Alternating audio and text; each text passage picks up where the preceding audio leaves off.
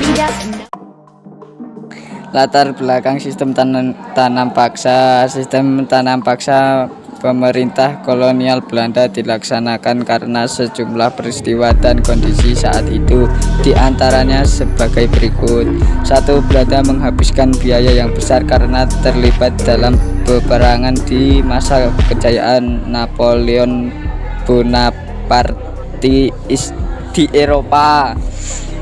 2. Terjadi perang kemerdekaan Belgia yang diakhiri dengan pemisahan Belgia dari Belanda pada 1830. 3. Belanda menghabiskan biaya hingga sekitar 20 juta gulden untuk menghadapi perang Diponegoro 1825 sampai 1830. Perang Diponegoro adalah perlawanan rakyat jajahan termahal bagi Belanda. 4. Kas negara Belanda kosong dan uang yang ditanggung Belanda cukup berat. 5. Pemasukan uang dari penanaman kopi tidak banyak. 6. Kegagalan upaya memperhatikan gagasan liberal 1816 sampai 1830 dalam mengeksploitasi tanah jajahan agar memberikan keuntungan yang besar bagi negara induk Belanda. Dampak positif dan negatif. Dampak positif diberlakukannya sistem tanam paksa oleh pemerintah kolonial Belanda ternyata membawa pengaruh positif, diantaranya adalah bangsa Indonesia mengenal kualitas tanaman ekspor dan jenis-jenis tanaman yang laku di pasaran internasional. Dampak negatif, kegiatan tanam paksa menyebabkan kelaparan dan wabah penyakit di mana-mana sehingga angka kematian meningkat tajam. Bahaya kelaparan menimbulkan korban jiwa yang sangat mengerikan dari daerah Cirebon, Demak, dan Grobogan. Hal ini mengakibatkan menurunnya jumlah penduduk di daerah tersebut. Sistem tanam paksa. Akibat sistem tanam paksa, kualitas dan hasil tanaman panjang juga berkurang dan menimbulkan masalah baru yang kelaparan. Hal ini karena petani tidak sempat mengurusi sawah dan ladang karena harus mengurus tanaman perkebunan. Tanam paksa. Penyimpang dalam sistem tanam paksa membuat praktik aturan pokok tanam paksa pada kenyataan jauh lebih merugikan rakyat. Penyimpangan dalam sistem tanam paksa adalah sebagai berikut.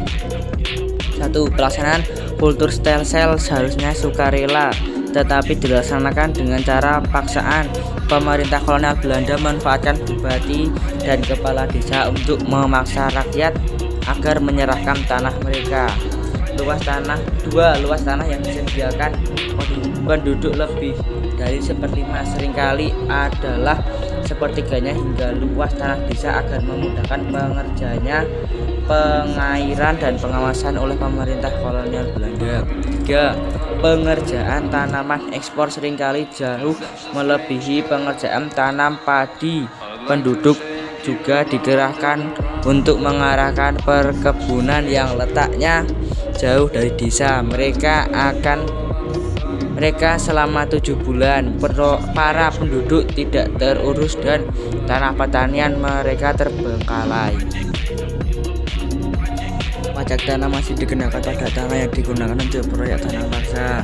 5. Kelebihan hasil panen setelah diperhitungkan dengan pajak tidak dikembalikan ke petani. Kegagalan panen menjadi tanggung jawab petani.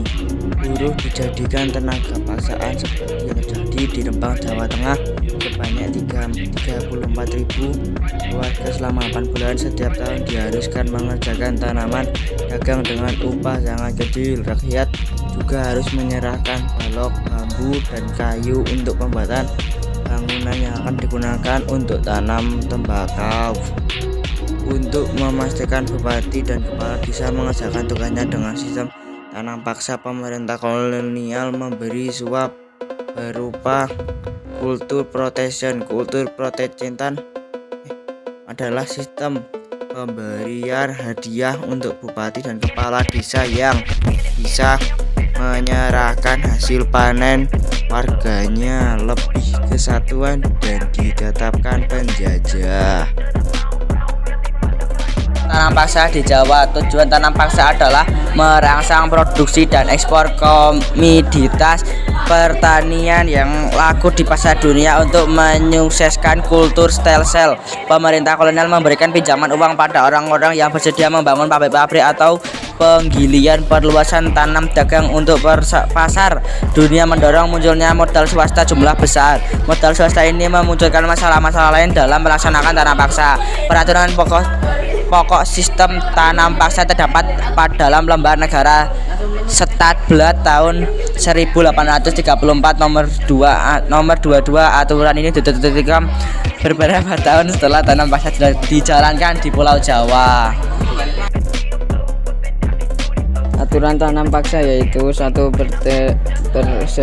persetujuan akan diadakan dengan penduduk agar mereka menyediakan sebagian dari tanahnya untuk penanaman tanaman ekspor yang dapat dijual di pasar Eropa. 2.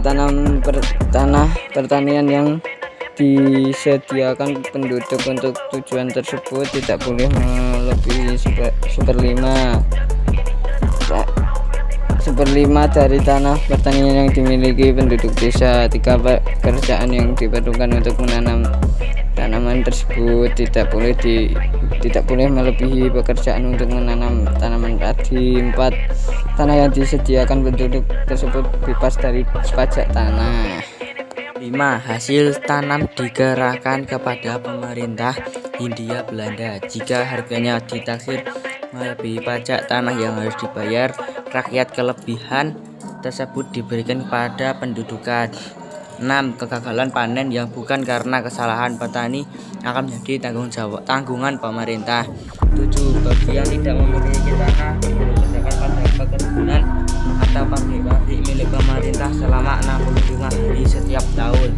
Pelaksanaan tanam paksa diserahkan kepada kepemimpinan pribumi. Pegawai Eropa bertindak sebagai pengawas secara umum. Orang Belanda yang menentang adanya tanam paksa. Dengan banyaknya penyimpangan yang dilakukan, adapun beberapa tokoh yang menentang sistem tanam kerja paksa. 1. Edward Dekker. Dia adalah mantan asisten presiden Lebak Banten sehingga sangat mengetahui penyelewangan yang dilakukan oleh para penjabat pemerintah di bawah sistem tanam paksa. Ia mengarang sebuah buku yang berjudul Max Havelaar Lelah Kopi Perdagangan Belanda, dan terbit pada tahun 1860. Dalam buku tersebut ia melukiskan penderitaan rakyat di Indonesia akibat pelaksanaan sistem tanam paksa. Baron van Houvel, ia adalah seorang pendeta Belanda yang menuntut pemerintah pusat dan gubernur jenderal agar memperhatikan nasib dan kepentingan rakyatnya. Baron van Houvel bersama Van de Voet menentang sistem tanam paksa. Kedua tokoh itu juga berjuang keras menghapus sistem tanam paksa melalui parlemen Belanda. Van Heuvel adalah dari pencetus politik bebas budi. Buah hasil pemikirannya terkenal dengan sebutan Trilog van de Venter yang meliputi irigasi, edukasi, dan emigrasi. 3. Fransen van der Boot 1822 sampai 1902. Ia menunjukkan sikapnya terhadap kebijakan tanam paksa dalam bukunya berjudul Sulker Construction, diterjemahkan dalam bahasa Indonesia yang berarti kontrak gula. Ia bersama dengan Douwes Dekker merupakan tokoh penentang tanam paksa dari golongan liberal. Tokoh pencetus sistem tanam paksa adalah Van de Bos. Usul Purtulstelsel membuat Van de Bos diangkat sebagai Gubernur Jenderal Hindia Belanda. Tugas utama Van de Bos adalah mendapatkan keuntungan sebesar-besarnya dari negara jajahan untuk mengisi kas Belanda yang kosong dan membayar hutang-hutang Belanda.